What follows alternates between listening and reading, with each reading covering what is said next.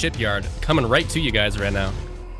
Okay, and it looks like we have a rapid on both sides. Interesting to see how they play on the different platforms here. This map is all about elevations and using those middle rotating bars in order to get the upper hand on the opposing team.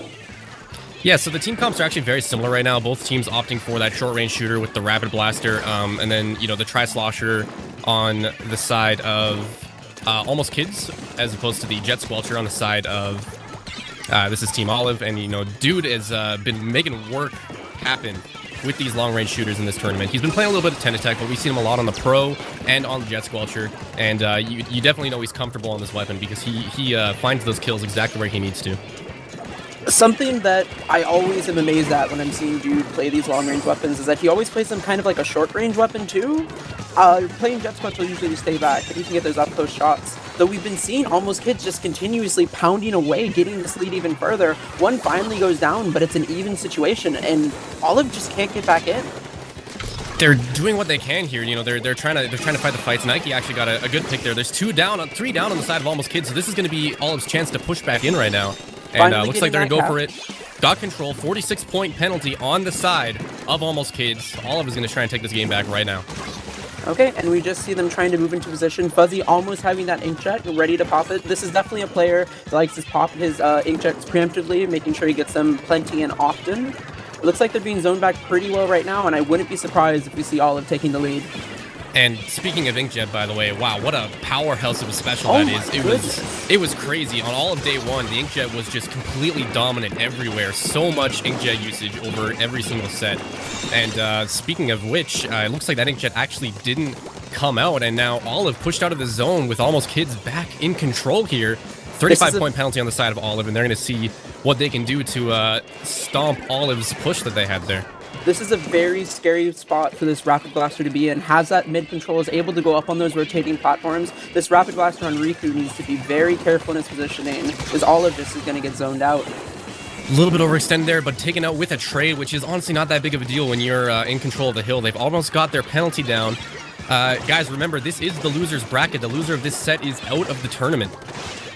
Okay, and we just see Nike doing what he's been doing all game, trying to farm these ink armors. It's really the only way to get in when you're facing a team that has such strong map control like Almost Kids. And especially with the... Does die to that platform, and that was a full wipe, almost on both sides.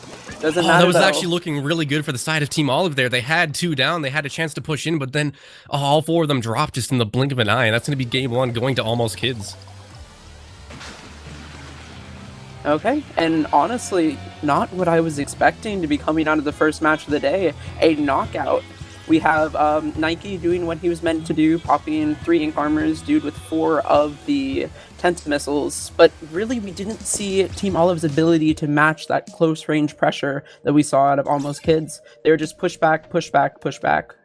Definitely something that I've noticed about Team Olive is how good they are at controlling the map, you know, not just with turfing, but just, you know, being in position to make sure that the enemy team doesn't have many opportunities to get advances and flanks off of on them. But the thing with Almost Kids, you know, being a Japanese team, their meta completely revolves around map control. And it looks like they were just able to completely trump Team Olive in that department. Mm-hmm. It's going to be interesting to see what we see next. I believe the next map is Tower Control on Pork Mackerel. This is a map where the long range that Olive has been liking to run as of late can really come into play, and they can more zone them out. What I want to see is Olive getting in there, getting that first concrete push, and once they do that, I know this is a team that can lock down the other team, especially in the spawn, as you can do in Pork Mackerel.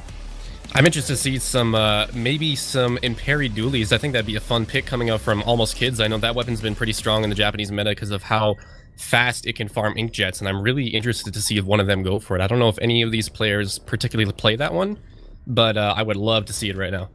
Honestly, seeing any form of dualies in tournament is one of my favorites. It's definitely a weapon that hasn't really had that potential, I think, tapped yet, just because of how interesting the roll mechanic is. And, you know, a lot of players have been trying it, but have been getting punished so much, because when you do roll the wrong way, you're rolling straight into an enemy blast of ink. Yeah, and not to mention the weapon themselves is they aren't that good at actually fighting people. It's a pretty slow 4-shot kill, and you know, not the best range. the thing that we see about the Imperies is that they're just so good at painting, especially with the curling bomb. Especially on a map like Port Mackerel, you can throw out that curling bomb and get so much ink off with it just because of how open the map is. And it lets those ink jets just fly out super fast. But remains to be seen. We got to see what the team comps are here. One player remaining to get ready, and we're going to be jumping into game 2 really quickly here. So the weapon comps that I'm expecting to see, I'm expecting Nike to stay in that constant end zap, farming those ink armors, and I'm also expecting the double 10 attack duo. But it looks like it's time to know. Yeah, Nike actually mainly a charger player in Splatoon 1, if I remember correctly. And now that Splatoon 2 is out, chargers are a little bit on the backside right now, just due to some gameplay changes, mechanic changes, and stuff like that. And Nike's actually found a really comfy home on the NZAP, it seems. Oh, interesting. We have 2 players on the side of Olive running quick respawn, and Sendo choosing to opt from the Rapid Blaster now to the regular Blaster. And do you think the quick respawn picks are just a response to the just amazing control and power that we've seen from Almost Kids? Do you think maybe they're using that just because, you know, they're in the loser's bracket? If they lose too many games here, they're out of the tournament. Do you think they're just doing that to kind of stay safe? Sendo's been talking more and more about quick respawn on Twitter and adding in the value of it for those kind of more aggressive players. It looks like the 2 players that are wearing it on the side of Olive are going to be those players that are jumping in, going for trades, and, you know, they might not always get that trade, so it's so they can be right back. Because a lot of Team Olive, their control stems from the fact that they are just relentlessly beating down upon you, getting kill after kill, and if they can't do that, their plan doesn't typically work out. Oh, it was a crazy splat bomb that just so unfortunate for Fuzzy, found right on top of him. Nike, pushing up with... Nice kill. Wow, that was incredible, yeah.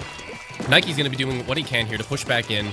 So much orange on the map. Again, these Japanese teams are just so quick and efficient at painting, and we're going to see what Olive can actually do about that. Ink Armor's up for Nike. Team Olive's going to be pushing in. There's 1 player on the respawn. 2 players now on the respawn. It's an advantage for Olive here. They're going to be pushing in as far as they can. Double inkjet coming out of Olive, and we just see them wreaking havoc in the court. We do have Erica trying to do the best to stay alive. Does get the trade. Very crucial to at least slow down the push, but it looks like Ributo is going to have to back up for any chance at staying alive.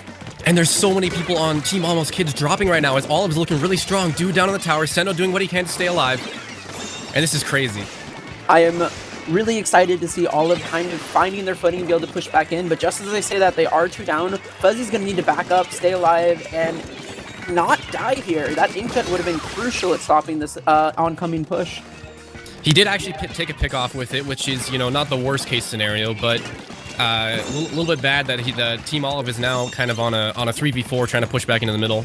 Or sorry, 3v3. Something that I really enjoy about Olive's team comp here is that they do have dude on that weapon with the InkStorm. InkStorm, I think, is just so undervalued in its ability to push in front of the tower and make sure anyone who's sharking, trying to get that quick kill, can't really just sit there free anymore. Olive on another huge power play right now. Team Almost Kids down 3 players as Olive is pushing towards the 2nd checkpoint.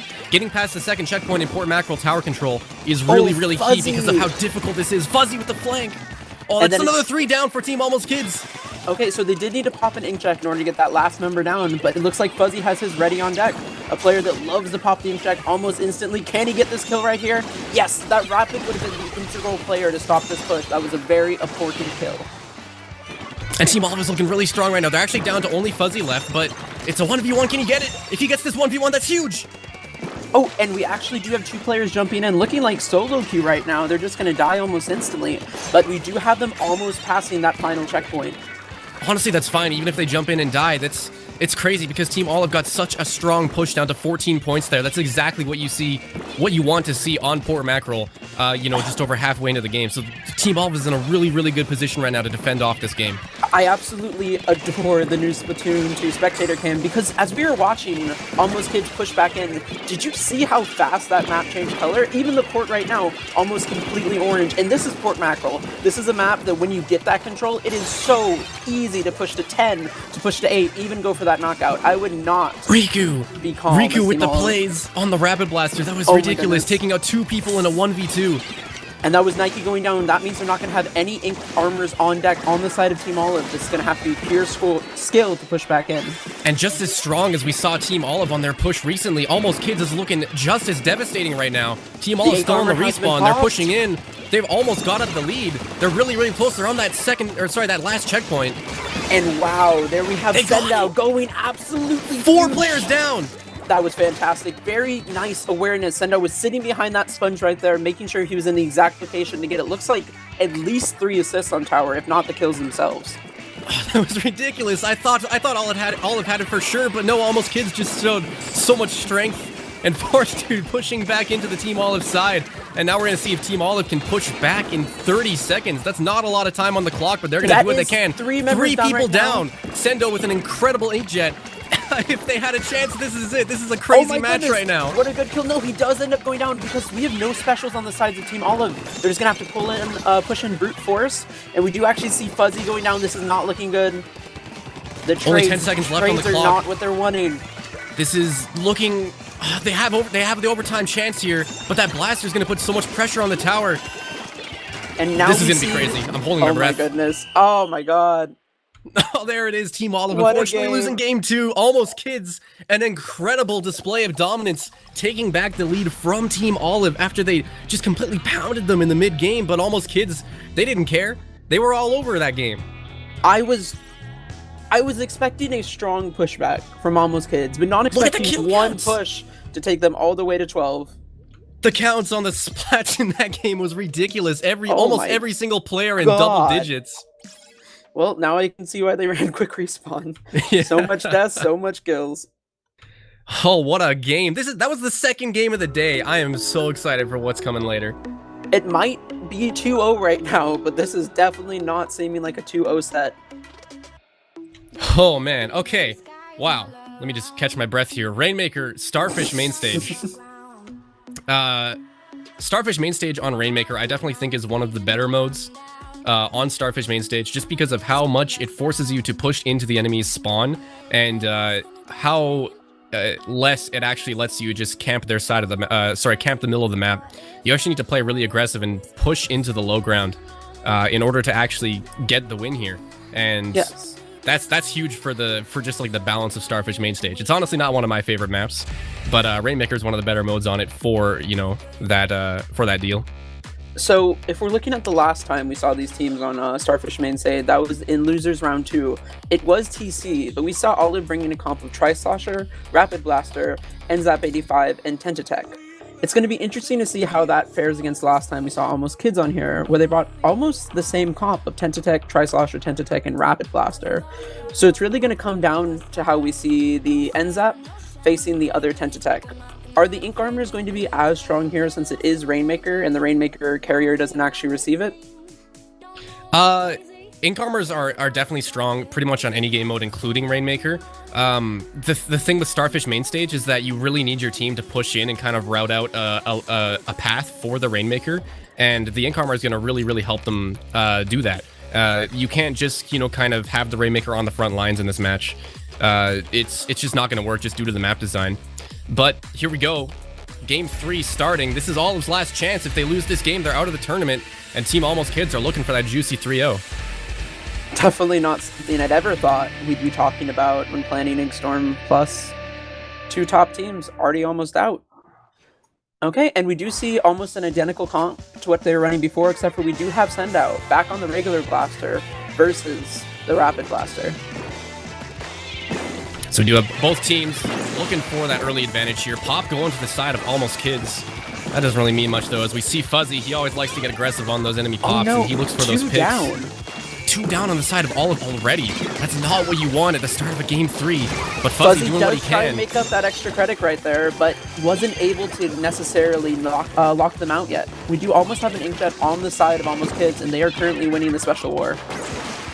So Team Olive able to deal with the cars that they've been given. They were down 3 players, but I believe it was Nike who did a really good job just, halting the push of Almost Kids, getting that precious time that his team needs to respawn. And Team Almost Kids only got a 78-point lead there, which is not a lot, so really fantastic job coming up. Especially on this map. Really, on this map, you're going to be looking for the Rainmaker to push almost to the opposing team's plat before you can even think of being safe, just because of how the little valley in front of your spawn is set up. It's so easy to be there. Almost no push other than a knockout is really worth being happy over here. Okay, and we do see a lot of purple on the map on the side of Team Olive. They need to be extra careful as they are starting to go down. So thanks to Nike, we are at even numbers. He has that ink armor. Probably going to wait for his two teammates to respawn before popping it, though. And Nike doing what he can. He's got that ink armor up. Fuzzy on the inkjet. The ink armor comes up to help that inkjet, and that's an incredibly strong combo. If you got an inkjet shooting at you that's covered in ink armor, really, really difficult to deal with that. At that point, you just got to kind of back away, so it's incredible for zoning, which is really what you want to do in the middle side of Starfish main stage. And Fuzzy, seeing that flank. Great with that 1v1. Pop that ink armor, making so he can't just rush in on him. And then we got the Rainmaker. Fuzzy's going. Does get that quick lead, but immediately dies right there to Erica. And so Olive did actually, that is pretty much what they wanted out of that push. I saw Fuzzy kind of pushed up, you know, for the most part alone, but they got the lead out of that, which is, it definitely seemed like that was what they want when they were communicating there. And look at all this bomb pressure that Team Olive is providing. That is 2 down again, and they are running that Rainmaker. This player needs to get back there, in time, or this might be the knockout. He's the last one alive, and it's the knockout! That's an exact textbook situation of being at the wrong place at the wrong time. Oh, that's unfortunate for Almost Kids. They couldn't get the 3-0, but hey, I'm here to see some good Splatoon. We want to see Olive come back. Do you think we can get a reverse sweep here? Do you think Olive has it in them? I think Olive has a lot more than a reverse sweep in them right now. This is definitely the momentum they're looking for, and a loss like that is just so demoralizing to Almost Kids, because they knew it was just that one play. They'd been playing everything so well that entire match. Yeah, it was just the one slight misplay that unfortunately lost them the game. But Almost Kids, we've seen them play extremely strong up until now. We're going to see what they can do now on Splat Zones on the Reef. Splat Zones on the Reef, a map that is so different from any map in Splatoon 1, in that the Splat Zones itself is underneath. So you have that weird level of top control. It's almost like how on Moray Towers you could sit up top and rain ink downwards, but here you can't necessarily hit most of the map from on top. So your goal is to get that top control and being able to drop down on the team trying to push in. Because basically, if you don't have that top secured, it's almost impossible to come in without a firefight. And another thing about that bridge in the middle with the zone underneath it is that InkStorms as well as Tenet missiles aren't as effective because they can't actually hit down on top of the zone. And we do have the players in the lobby, they're readying up. Splat Zones on the Reef is honestly one of my more favorite game modes and game types in the game, just because the Reef is such like an open map, and you know, I'm always playing those short range shooters, so I like the ability to move around. I know a lot of people are actually very mixed on the Reef. I see so many people that say they either really like it or they really don't like it. And what's your opinion on that? For the Reef, I think the general opinion is the Reef is fine for 2 of the modes. And then we get to Rainmaker Reef, which is the new Black Belly on steroids, I guess? Because I love Rainmaker on the Reef. It's so much fun. You're talking to the person that has purposely put Rainmaker Black Belly in many tournaments. Sometimes grand finals. Eric, take the blame for that one too. But when you look at a map like Rainmaker Reef, just because that quick pop all the way running straight to the right and pretty much able to go for the goal, it's really hard to overcome such a quick advance, because you're really only able to do that in the beginning when there's not as much ink right there. So once that first team gets that initial push, it's a lot harder for the other team to come back once map control has been established pretty much in any way. But that's regardless. We're here on Splat Zones. This is going to be all about controlling the top of the map and making sure you can lock down the 3 main locations the other team's going to be coming from spawn. And we're going to see just how well they do that. I'm interested to see the team comps. I know a lot of teams have been opting to run Chargers on the Reef, which is something I wouldn't expect, especially on Splat Zones. But we got the team comps coming up really quick here for you guys. I'm so excited to see this match. Oh, the Junior. I'm excited, honestly. It's such a good painting weapon. It just has the ability to kind of sit there and farm those ink armors. The best ink armor farmer in the game, in my opinion. Right, the Junior actually does have the lowest charging ink armor in the game right now, I believe. Actually, I'm not sure because the Squiffer was just added. The Squiffer might tie it, but the Junior definitely able to paint a bit faster than the Squiffer, so Junior's going to be the fastest ink armor in the game. We do have Dude running the Vanilla Slosher, which is something that we've seen him run on the Reef. It seems he's really comfortable with that weapon on this map. So something that we definitely need to notice here is how much the fundamental philosophy of these comps differ. We have AK, which is all about short range, getting in, locking you in your spawn. And we have Team Olive, who has 2 longer range weapons. Sendo finally going back to that Rapid Blaster and making sure they can get that lockout once they get control. But with Olive's comp, if they do lose control here, it's going to be a lot harder to push in when we have such good sharking weapons on the side of AK. Olive actually looking off to a really good start now. Timer hitting about halfway down. Dude finding some nice kills on top of the bridge here. And like you said, the control of the middle bridge is just so key. And Olive is doing such a good job at that, especially dropping down to paint the zone whenever Almost Kids gets an opportunity to push in.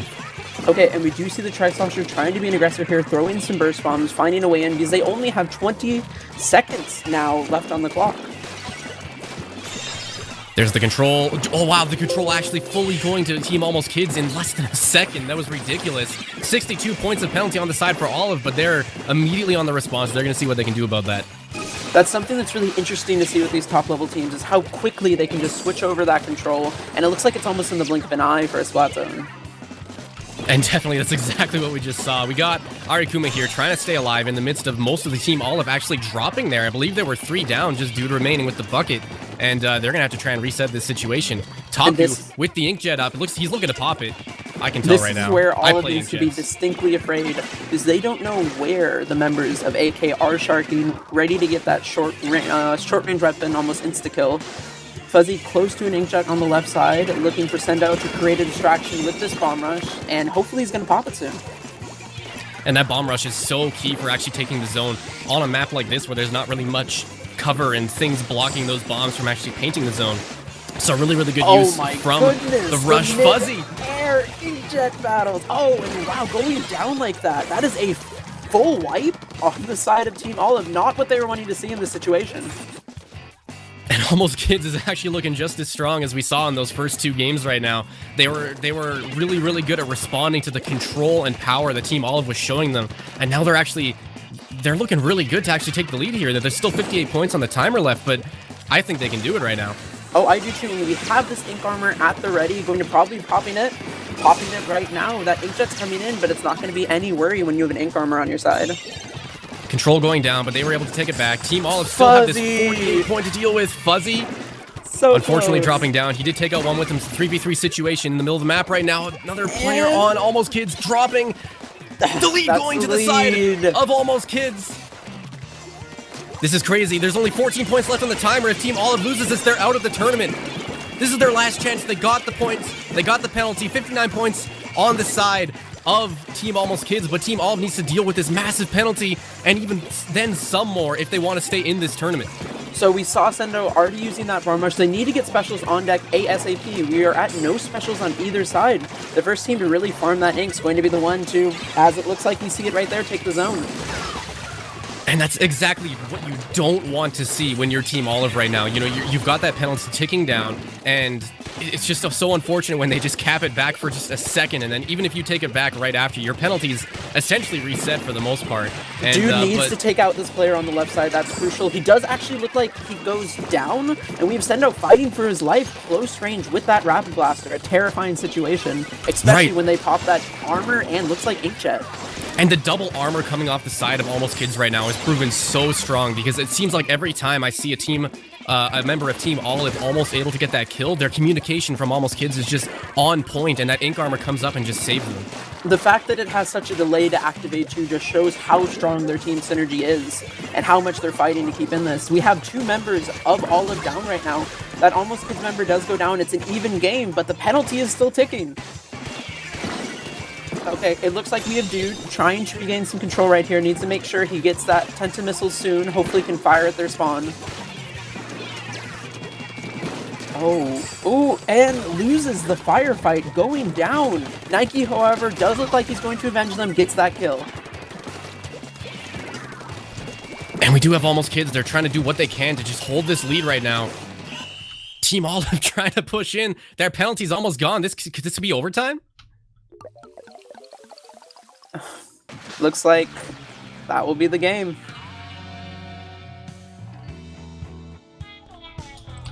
Okay, I think we're a little bit out of sync right now, so we should probably get this figured out between the 2 matches. Yeah.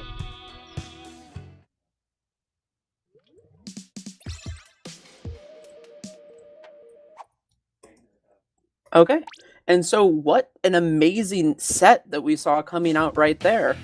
That was insane. Not something I'd ever think I'd be seeing so early in an InkStorm.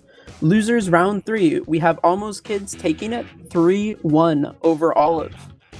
Olive out currently.